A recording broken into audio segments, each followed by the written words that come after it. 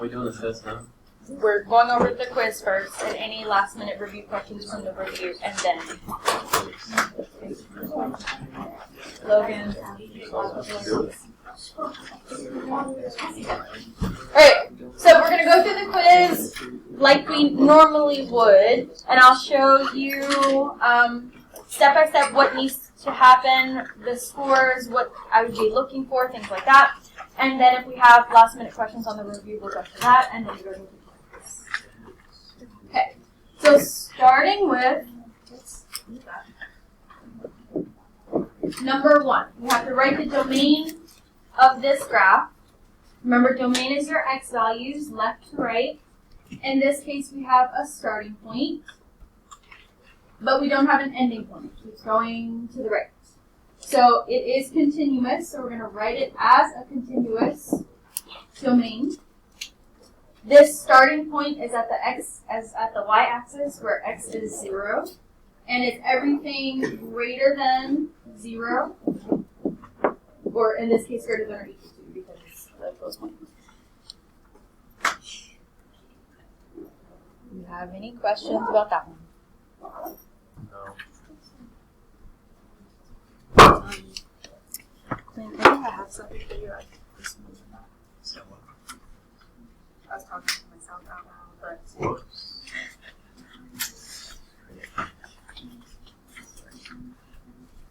Alright, for number 2, Liam is paying off his car loan. The equation is y equals negative 420, x plus 16,000 gives the remaining loan amount, y in dollars by x loan.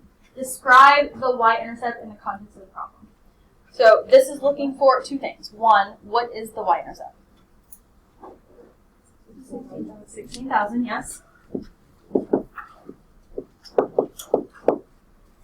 And then to describe it in the context, 1, think about just the definition of a y-intercept. When we have a y-intercept, what is your x value? 0. So in this, I'd have 0 months. And then my y-intercept would be at $16,000. So to put that into words, sorry, I lost my train of thought. So if this is the loan he's paying for, at 0 months he's paying $16,000. So 1 of 2 things happened. He got a loan for $16,000, or he put a deposit down for $16,000 before he started to pay off this loan. 1 of those 2 things happened. Either of those is fine.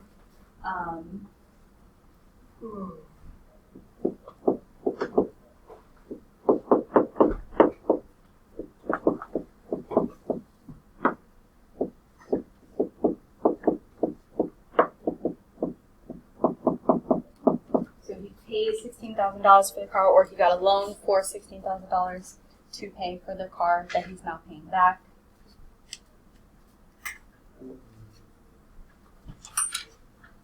So you got a loan for how much? 16,000. I just put 16K because space.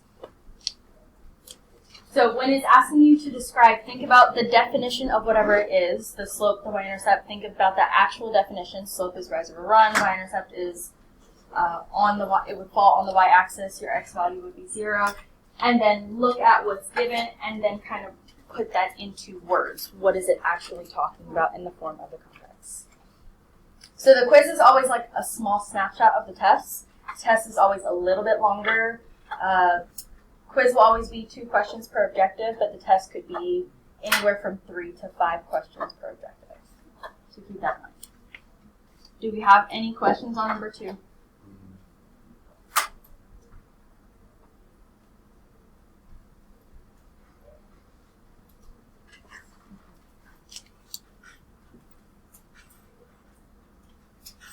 In objective 2, this is all of your transformations, all of your vocab, shifted up, shifted down for your y-intercept, steeper, less steep, more steep, and reflected for slope.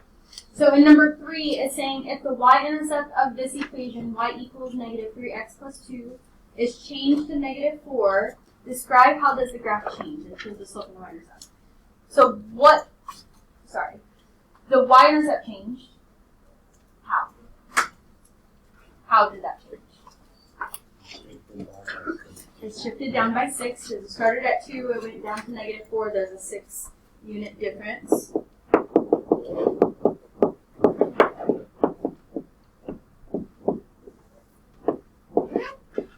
Did the slope change? So in this problem, it says the y-intercept changed, but did the slope also change from this original? No. So the slope stayed the same.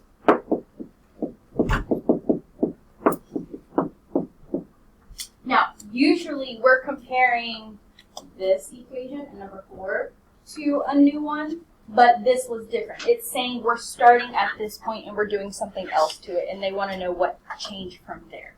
But if we were starting at this original one, then we could say the slope reflected, it got steeper, the y-intercept shifted up to based on just this one.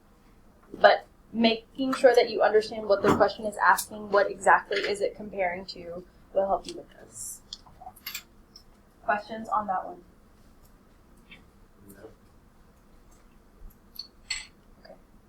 Did you have a question? Okay. And then for number 4, let y1 equals x, so that's your original. y2 equal 1/4 x plus 3. And then in the statements, the graph of y2 is shifted up by 3. So you can either write that in or circle it, draw an arrow. But just circling it doesn't help me figure out which one you answered it for, so make sure you tell me which one it is. And then the graph of y2 is then the graph of y1. More steep or steeper, yes. Sorry, it's not. Because it's 1/4. It should be less. The right is in there to throw you off. Nothing moves right or left. If you answered one that moves up or down, the other one has to do with steepness. So you shouldn't have 2 things about steepness or 2 things about moving up or down. Questions about that?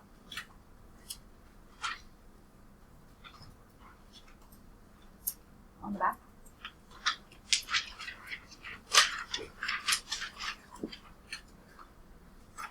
Okay, third objective is can you graph from all the different things? Slope-intercept form, from slope and a point, from 2 points, from your intercepts, finding the intercepts, all of those things. So in number 5, we're just graphing, starting at the y-intercept, -4, graphing your slope, which is positive, so we can go up to the right 3 as many times as possible, or down to and to the left 3 as many times as possible. So go ahead and do that and fill up your graph.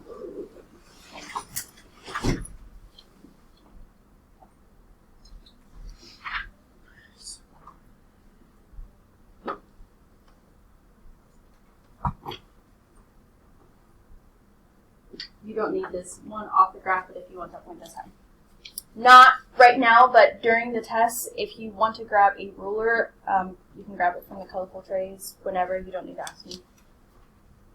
Make sure you have a line that goes through that as straight as possible. Right now, it's okay if it's a little crooked because we're not really using rulers. Make sure that you have arrows at the ends because lines go on forever and ever. So the 2 points here are really, did you plot the slope, plot the y-intercept correctly? And did you fill up the graph with your correct slope points? Along with, did you graph a line and draw arrows? Questions on that one?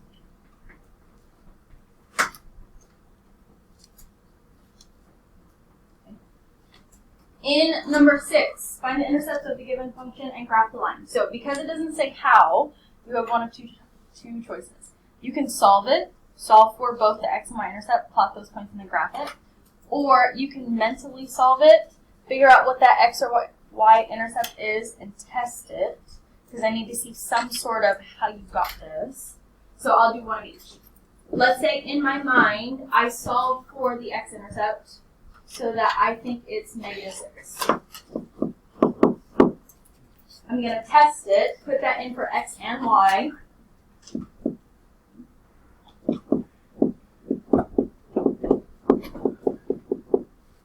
As it's negative 12 at the end of this graph cutoff. And then C does this work. Negative 12 plus 0 equals negative 12. That's true. So I know that's going to be one of my points. Negative 6, 0.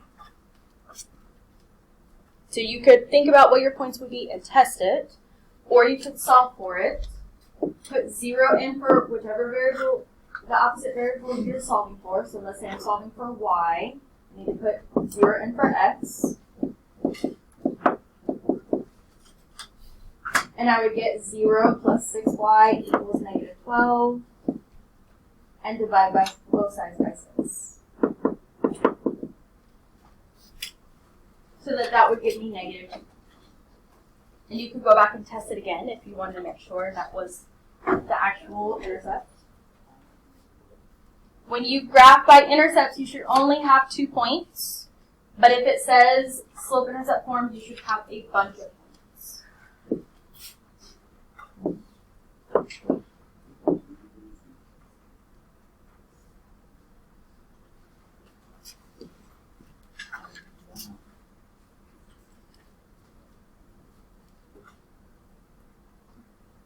Questions on that?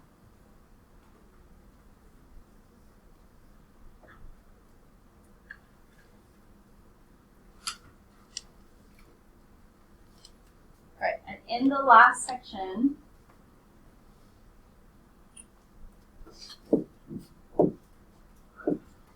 give a generalization about the x-intercept for any equation and include what happens to the y value. So, for an x-intercept, what is our y value?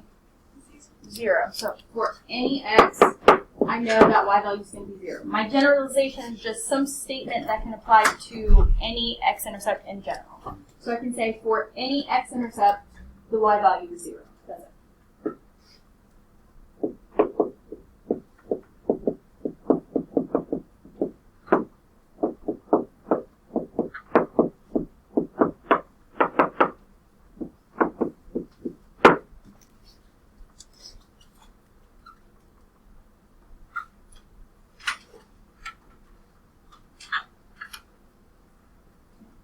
I did say that the quiz was a snapshot of the test. It's similar. It's not the exact same. So keep that in mind. Is it graded? This That quiz. usually, but this is not because we're going over it.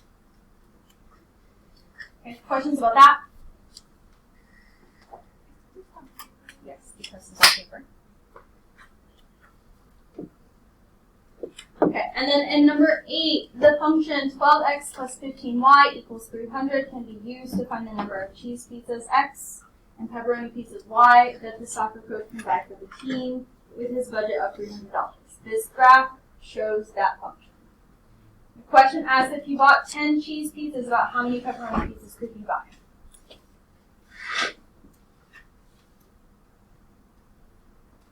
What do we think the answer to that is? Say that again. 12 or 13. How do you figure that out?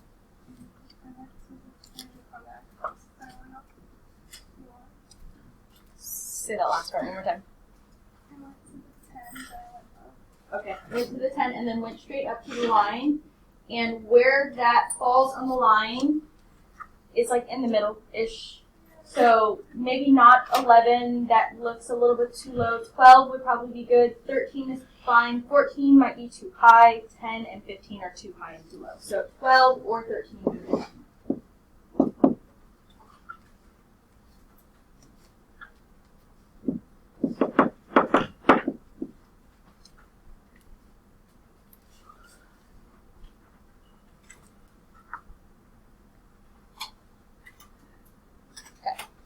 So, last minute questions on the review. So go ahead and take out your study guide review. If you need another one, I do have some extras.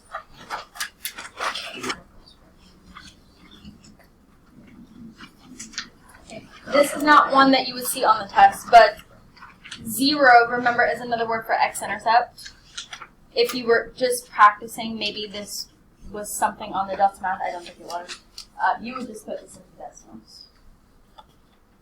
You could put it into your calculator, but we haven't talked about how exactly to find that yet, so not relevant, not important.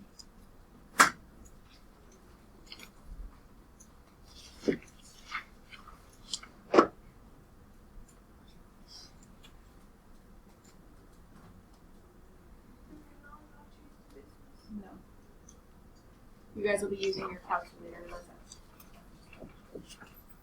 And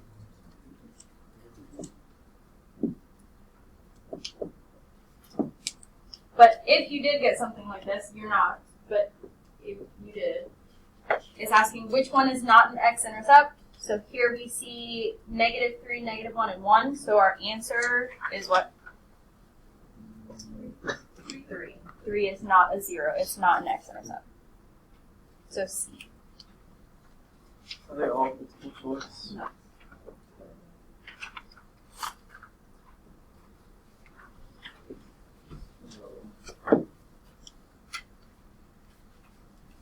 Jaden. 45 and 46. Okay. Domain and range on page 7.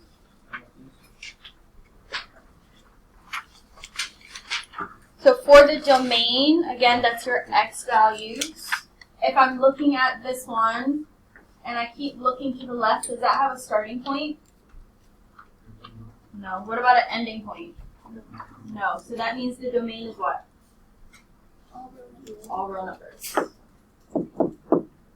So that's your x, your e, your r. Okay. For the range, if I'm looking lowest to highest, do I have a starting point? No. What about a highest point? No. So again, all real numbers, but with y.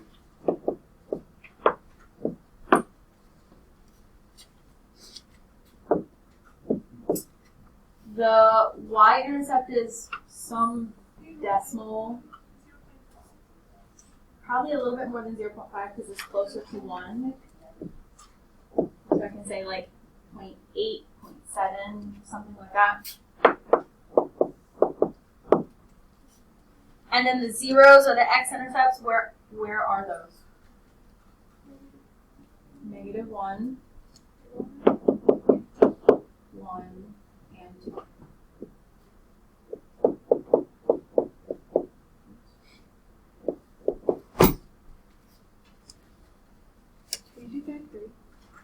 Which number, sorry? 33. We'll go back to that after 46, yes.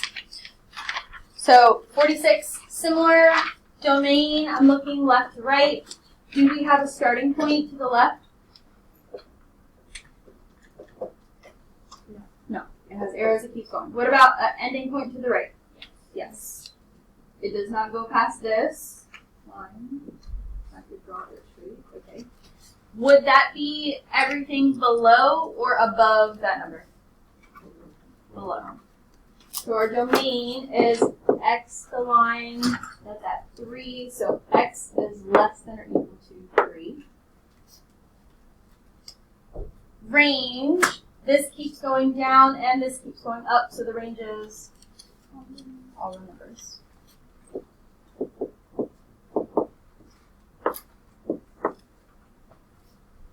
Okay. The y-intercepts are some decimals again, or one is a whole number.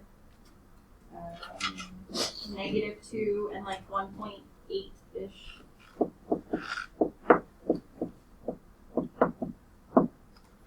And then the zeros, the x-intercepts, where is that? 3, 0. Questions on either of those?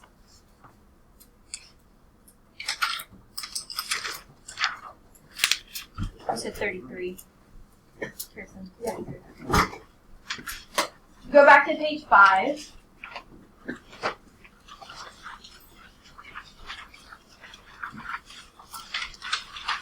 So in this one, it wants us to identify the equation, and I have something there that says by finding the intercepts or points that go through the line. So you could do one of two things. There are a bunch of points that fall on this line.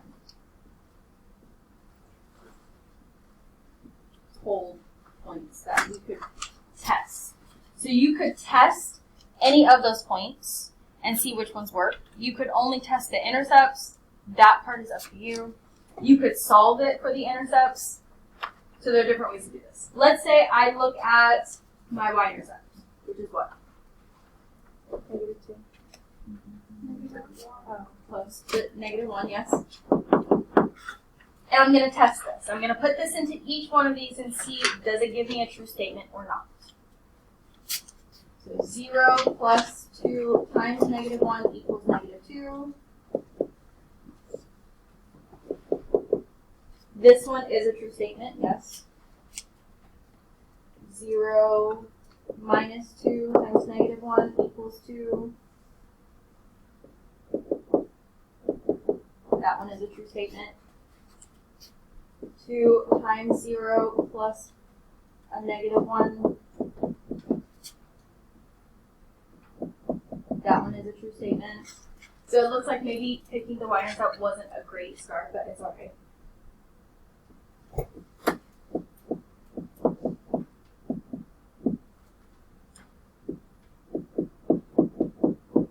So they all work for the y-intercept. The y-intercept is the same for all of them. So I'll let you guys choose. Pick another random point or pick the x-intercept to test or solve for. Alright, thanks. Which one? Pick a point, pick an intercept, or pick the x-intercept. The point at the top. This one. Or that one. The one you play at. Right, so that's negative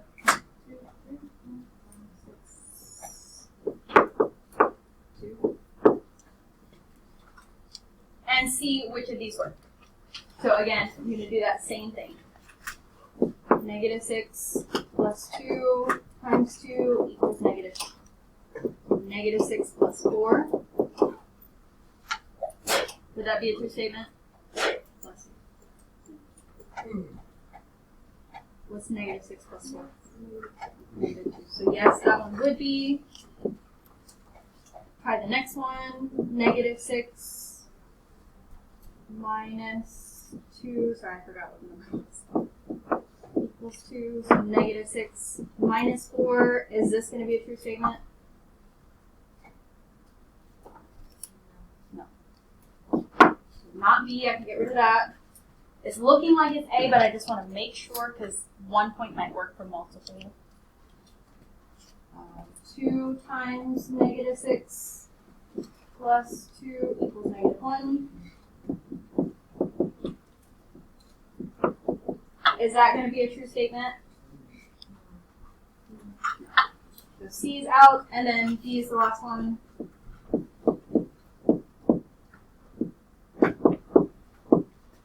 Negative 12 minus 2 equals 1. Is that going to be a true statement? No. So A was our answer. So always double check because if this had worked for another point, you would have to either pick another point and test it again or look at the x-intercept and solve for that. One more question. Any other last minute questions? Go ahead. 39.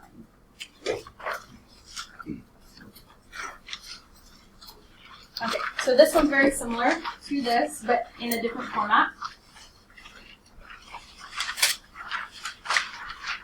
Yes. Why did you write? I got the same answer, but like in different way. You solved it for the intercepts? No. I thought it like a form of degree. Okay, so we haven't talked about that yet, so I'm not expecting that. But if you know how to do that, No, that means it's that's fine.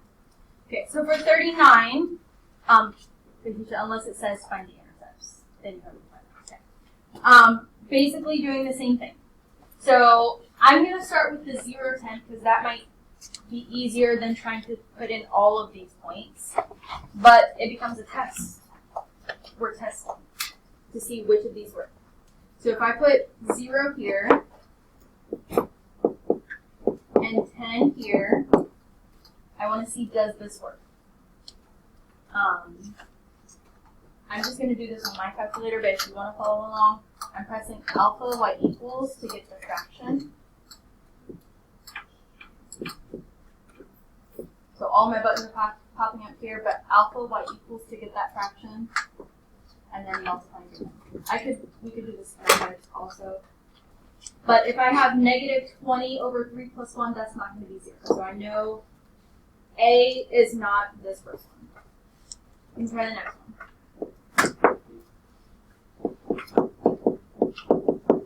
Is this one going to give me a true statement? No. So I know that one's also not A. 0 equals 1/2 times 10 minus 5. This would be 10 over 2, which is 5. 5 minus 5 does give me 0, so I know that one's going to be A, or should be A. I'm going to test this last one just to make sure. But that one's not going to be a true statement. So that's one of them. And then let's pick a point from one of the other ones to test.